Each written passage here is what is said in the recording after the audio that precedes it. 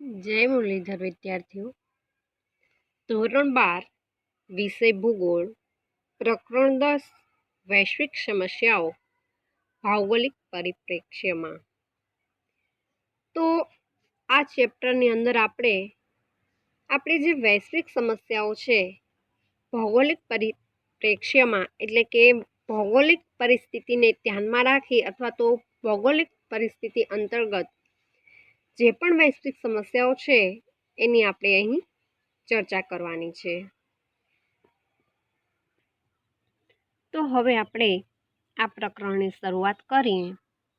તો પહેલો જ મુદ્દો છે પર્યાવરણ પ્રદૂષણ, કે પર્યાવરણ ઘટકો હવા, પાણી, ભૂમિ દૂષિત થવાની ક્રિયાને પ્રદૂષણ કહે છે.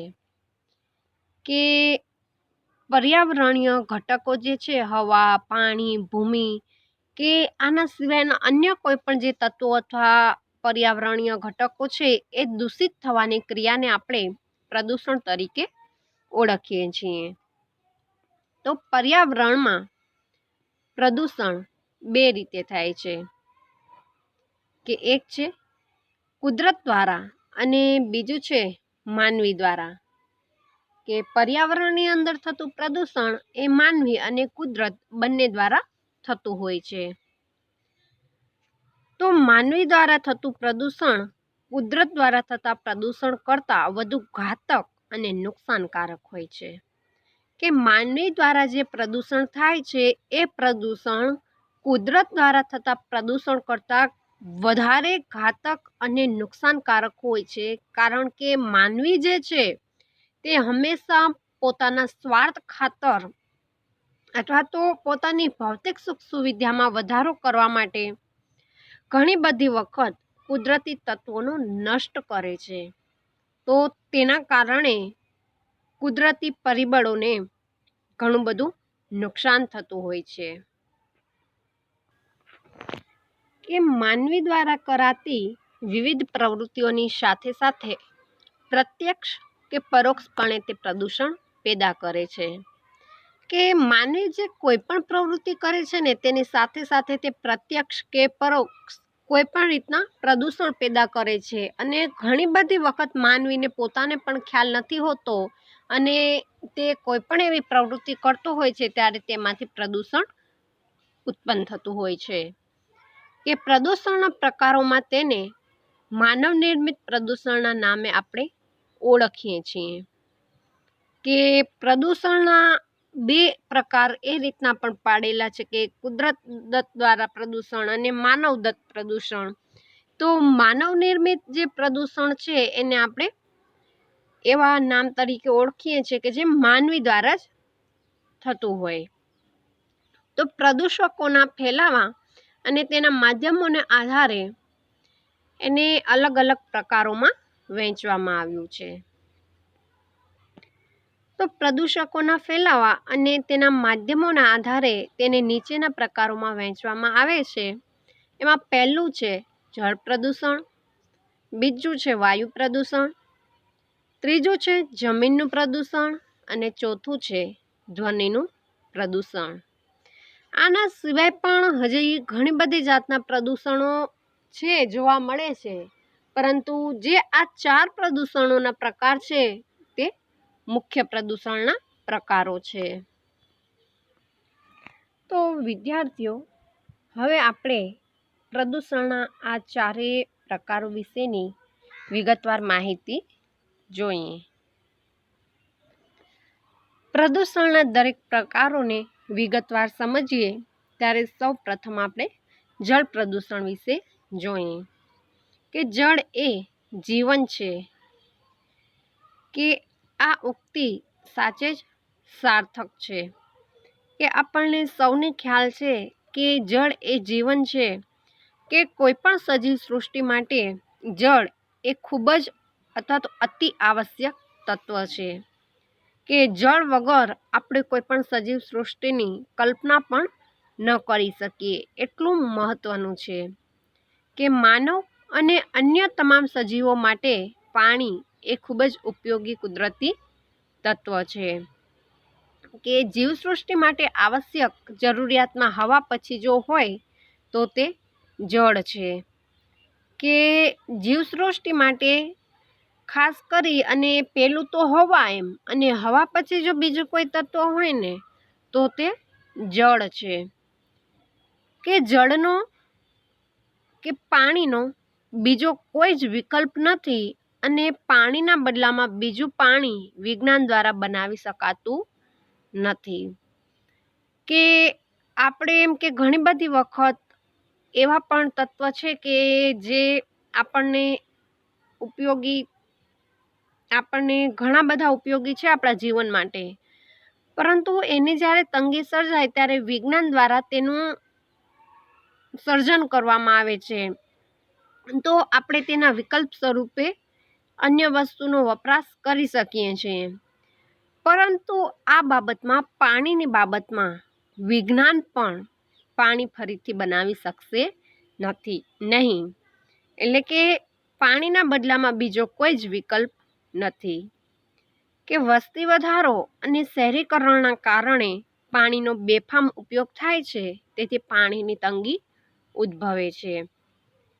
કે વધતી જતી વસ્તી અને તીવ્ર ગતિએ થઈ રહેલા શહેરીકરણથી પાણીનો વિવેકહીન અને અમર્યાદિત ઉપયોગ શરૂ થવાથી પાણીની ગુણવત્તા ઘણી નીચી ગઈ છે.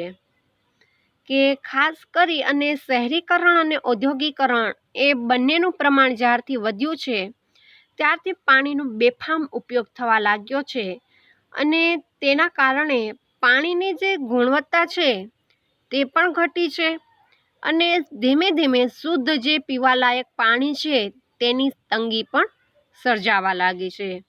કે આપણને સૌને ખ્યાલ છે કે અત્યારના વર્તમાન સમયમાં ઘણા બધા એવા પછાત ગામડાઓ છે કે જ્યાં કણે લોકોને પૂરતા પ્રમાણમાં પીવા માટે પાણી પણ પ્રાપ્ત થતું નથી.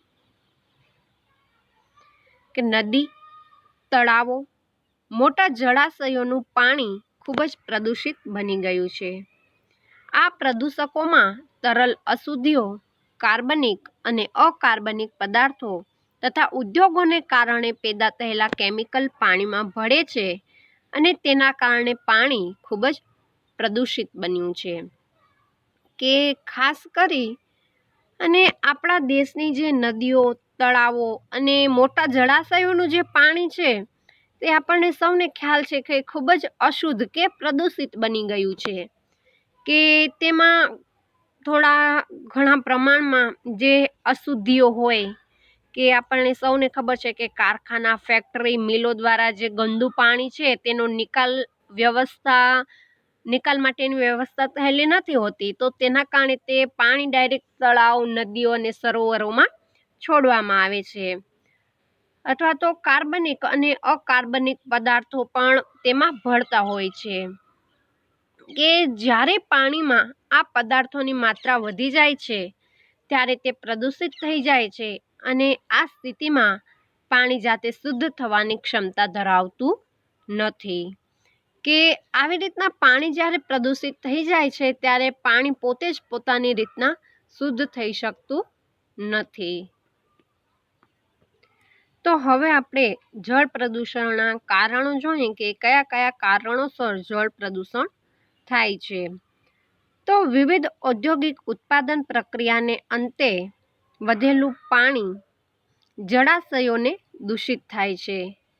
કે જે ઔદ્યોગિક પ્રક્રિયાઓ થાય છે એનામાંથી જે વધેલું પાણી છે એનાથી જળાશયો દૂષિત થાય છે, કારણ કે ઔદ્યોગિક ઉત્પાદનમાં જે પણ પાણીનો જથ્થો વપરાય છે એ પાણીના જથ્થાના પછી જે પાણી વધે છે એના નિકાલ માટેની કોઈ વ્યવસ્થા નથી હોતી, તો તેને કારણે તે પાણી ડાયરેક્ટ કોઈ પણ તળાવો અને નદીઓ અથવા સરોવરોમાં છોડવામાં આવે છે. તો આ કારણોસર જળાશયો દૂષિત થાય છે.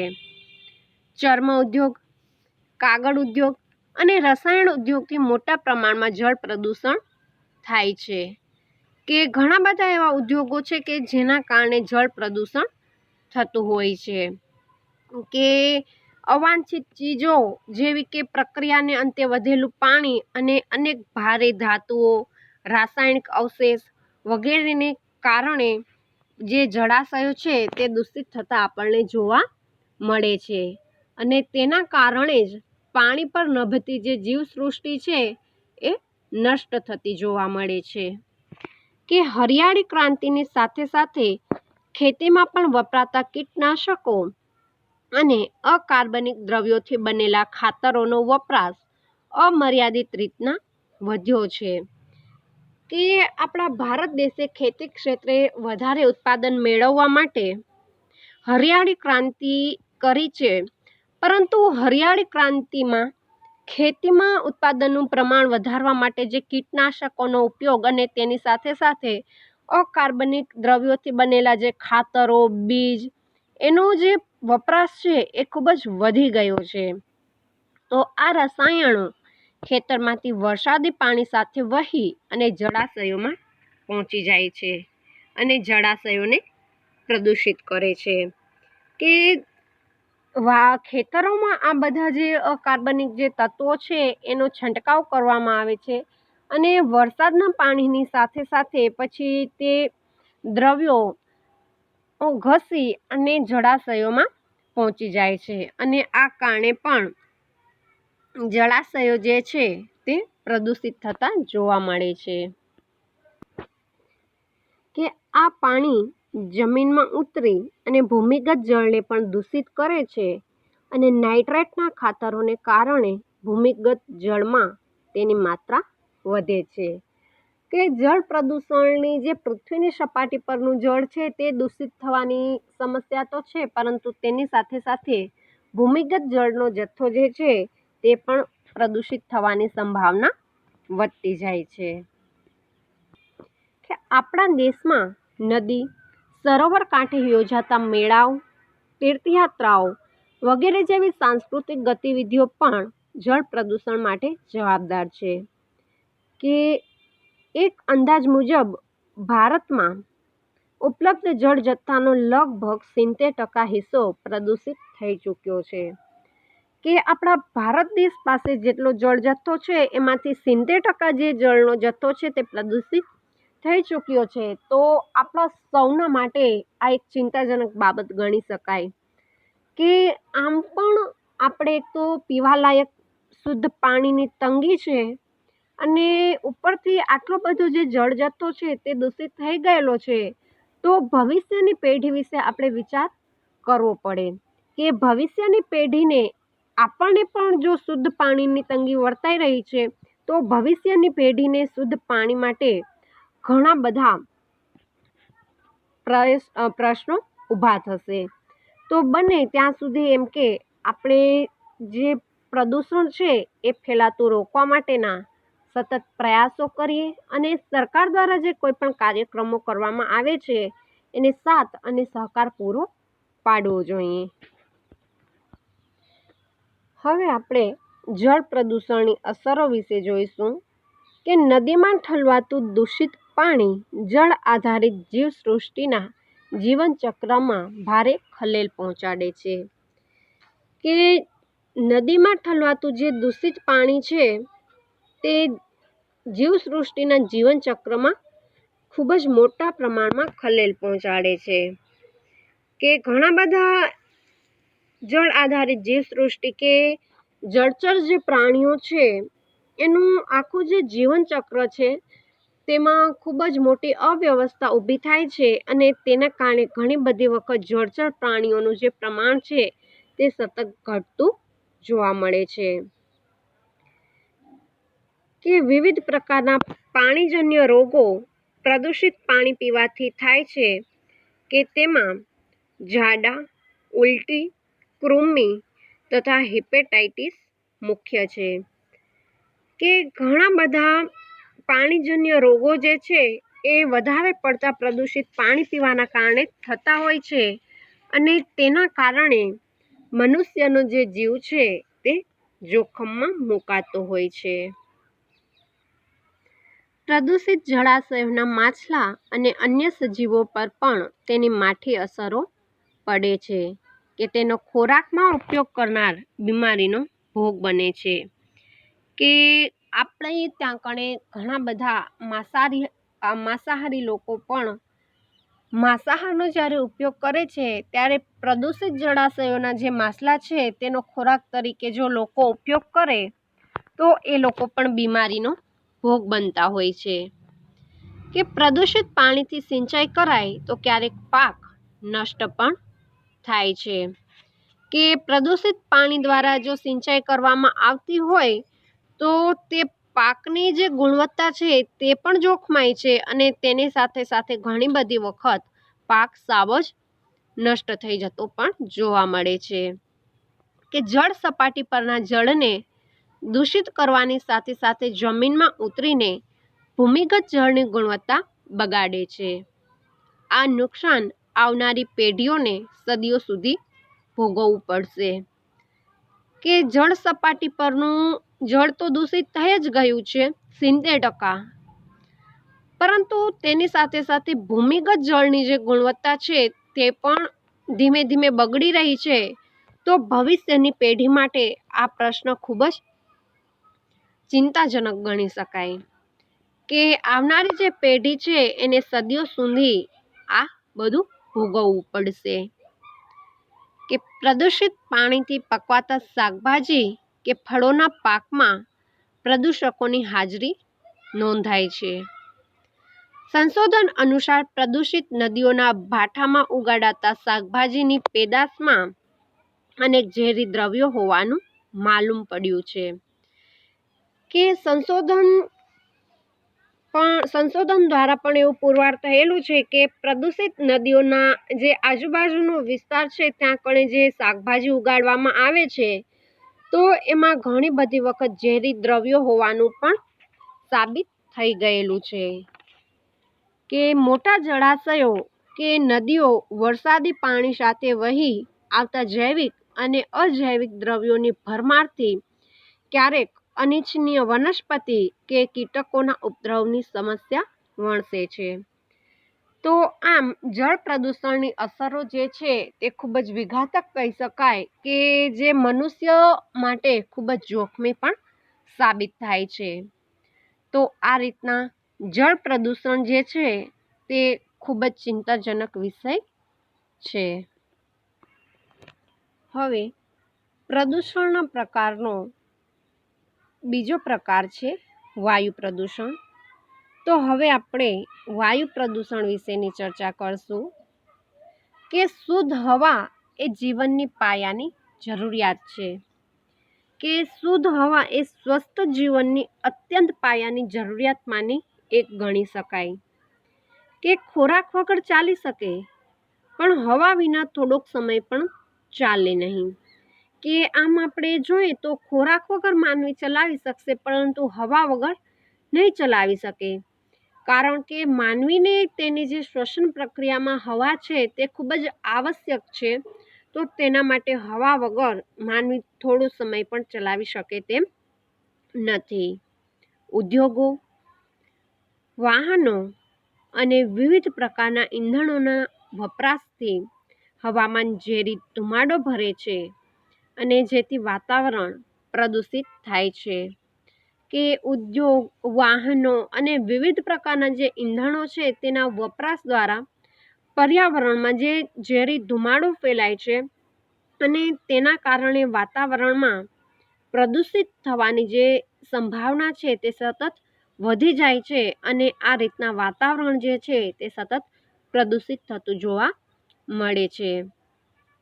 કે છેલ્લા 50 વર્ષોમાં અશ્મિભૂત ઈંધણના વધારે પડતા વપરાશથી હવામાનમાં sulphur dioxide, carbon dioxide, carbon monoxide, સીસુ વગેરે જેવી ઝેરી અશુદ્ધિઓ વાતાવરણમાં ભળે છે. કે વિવિધ પ્રકારના જે ઈંધણો કે ઉદ્યોગ, વાહનો દ્વારા જે ઝેરી ધુમાડો ફેલાય છે અને તેના પરિણામે વાતાવરણ પ્રદૂષિત થાય છે.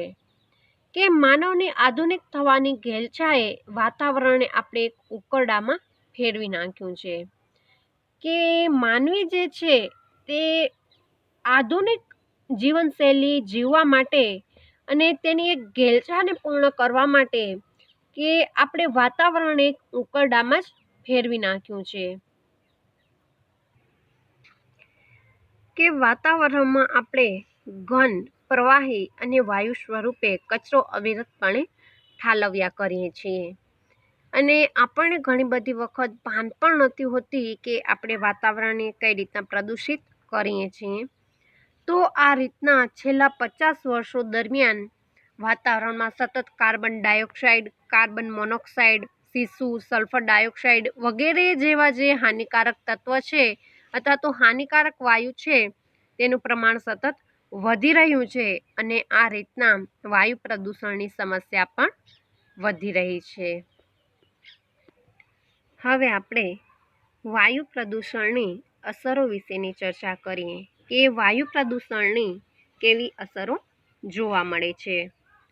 કે રાસાયણિક પ્રદૂષકોને કારણે ઓઝોનના પડમાં ગાબડા પડવાથી જીવસૃષ્ટિ માટે ખતરો ઊભો થયો છે.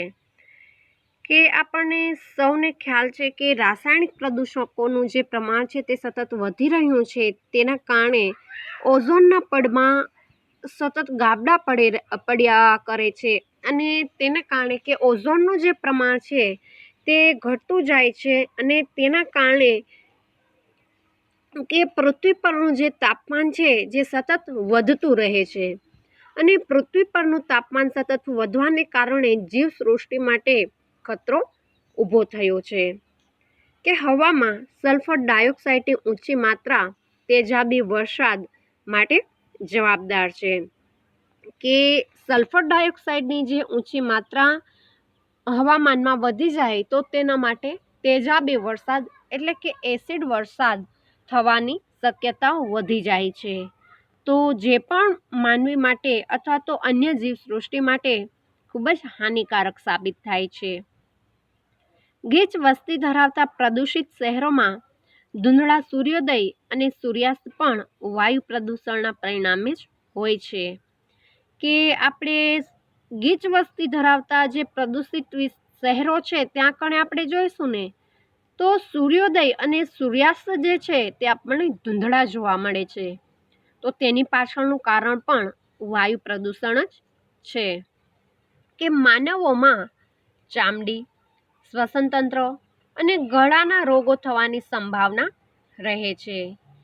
કે ખાસ કરી અને વાયુ પ્રદૂષણને કારણે માનવીને પણ ચામડી, શ્વસનતંત્ર અને ગળાના રોગો જે થવાની શક્યતા છે તે સતત વધી રહી છે. અને હવામાં રહેલી સીસાની અશુદ્ધિ ચેતાતંત્ર, મૂત્રપિંડ અને હૃદય પર ખતરનાક અસરો જન્માવે છે. અને ખાસ કરીને શહેરી વિસ્તારોમાં ઠંડી ઋતુમાં વહેલી સવારે જોવા મળતું ગાઢ ધુમ્મસ રોજબરોજની પ્રવૃત્તિઓમાં બાધક બનતું હોય છે. અને તેની સાથે સાથે કે બાગાયતી ખેતીમાં વાયુ પ્રદૂષણની અસરથી પાકનું ઉત્પાદન ઘટે છે. કે વાયુ પ્રદૂષણની જે અસર છે તે સજીવ સૃષ્ટિ ઉપર પડે છે તેની સાથે સાથે ખેતી પર પણ જોવા મળે છે. કે તેના લીધે પાકનું જે ઉત્પાદન છે તે સતત ઘટતું જોવા મળે છે. તો આ રીતના વાયુ પ્રદૂષણની જે અસરો છે તે પણ ખૂબ જ વિઘાતક સાબિત થાય છે. તો અહીં આજે આપણે પ્રદૂષણના વિવિધ પ્રકારોમાં કે 2 પ્રકારો વિશેની ચર્ચા કરી. એક છે જળ પ્રદૂષણ અને બીજું છે વાયુ પ્રદૂષણ. તો આના પછીના વિડીયોમાં હવે આપણે પ્રદૂષણના અન્ય પ્રકારોની ચર્ચા કરશું. અસ્તુ.